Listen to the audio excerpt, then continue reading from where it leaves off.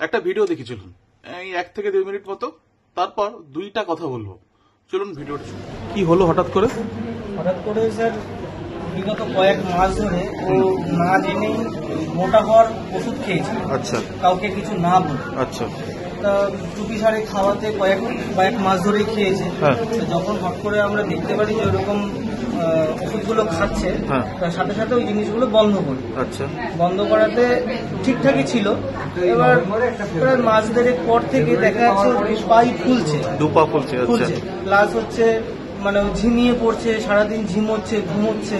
আচ্ছা। এই প্রবলেমটা হচ্ছে। তার সাথে সাথে আমরা এখানে আসলাম।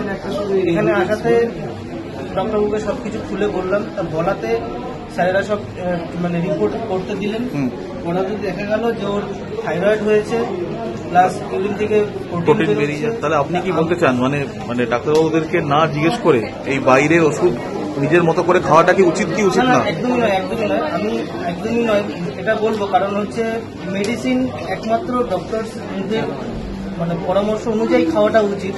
না হলে আর তুই কাউকে জানাসনি? তুই যে মোটা হওয়ার ওষুধ নিজেদের মতো করে খাচ্ছিলিস, কাউকে জানাসনি তাই তো?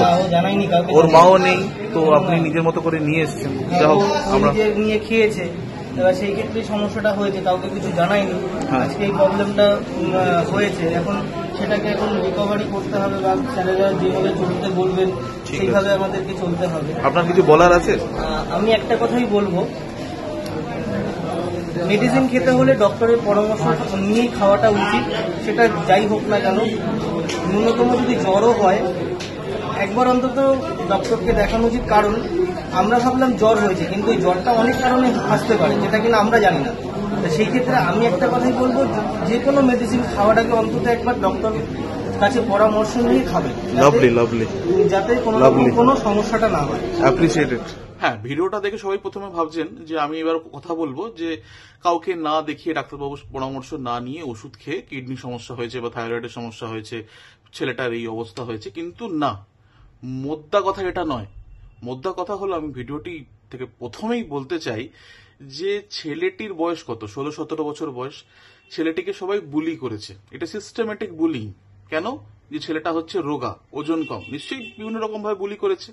এবং তার জন্য না থাকতে পেয়ে কাউকে না জানিয়ে ছেলেটা হচ্ছে মোটা হওয়ার ওষুধ কিনেছে, মোটা হওয়ার ওষুধ খেয়েছে, তার জন্য কিডনির সমস্যা হয়েছে, তার জন্য থাইরয়েডের সমস্যা হয়েছে এবং বহুবিধ সমস্যা হয়েছে। ছেলেটার মা নেই, গাইড করার কেউ নেই। তাহলে ছেলেটা মানসিকভাবে কতটা ফ্রাস্ট্রেটেড হলে, কতটা নিরুপায় হয়ে এরকম ভাবে স্টেপ নিতে পারে।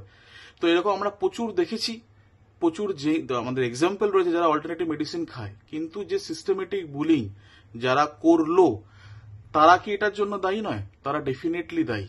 এবং তাদেরকেও আমাদেরকে আইডেন্টিফাই করতে হবে যে কারা ডিসক্রিমিনেট করে, কারা বুলি করে। এ ফর্সা, এ কালো, এ রোগা, এ মোটা, এ লম্বা, এ বেটে, এ কম বুদ্ধিমান, এ কম বুদ্ধি বেশি। তোরা কারা হে? তোরা বলার কি? আমি ঠিক করব? It is my life, my opinion. আর সেকেন্ড, সচেতনতার অভাব। আমরা পৌঁছতে পারছি না বহুত মানুষের কাছে, সচেতনতা পৌঁছতে পারছি না বহুত মানুষের কাছে। তার জন্য এই অবস্থা। আমরা বোঝাতে পারছি না মানুষজনের কাছে যে অল্টারনেটিভ মেডিসিন মানে মানুষ যদি কোনো ডাক্তারবাবুর পরামর্শ না নিয়ে খায় তাহলে তার কি অবস্থা হতে পারে। এটা হচ্ছে মানে মোদ্দা কথা, সেকেন্ড কথা। আর তৃতীয়ত, প্রচুর জার্নালস রয়েছে, প্রচুর আর্টিকেলস রয়েছে যেখানে এরকম এক্সাম্পলস রয়েছে, আমি চাইলে আপনাদেরকে দিতে পারি।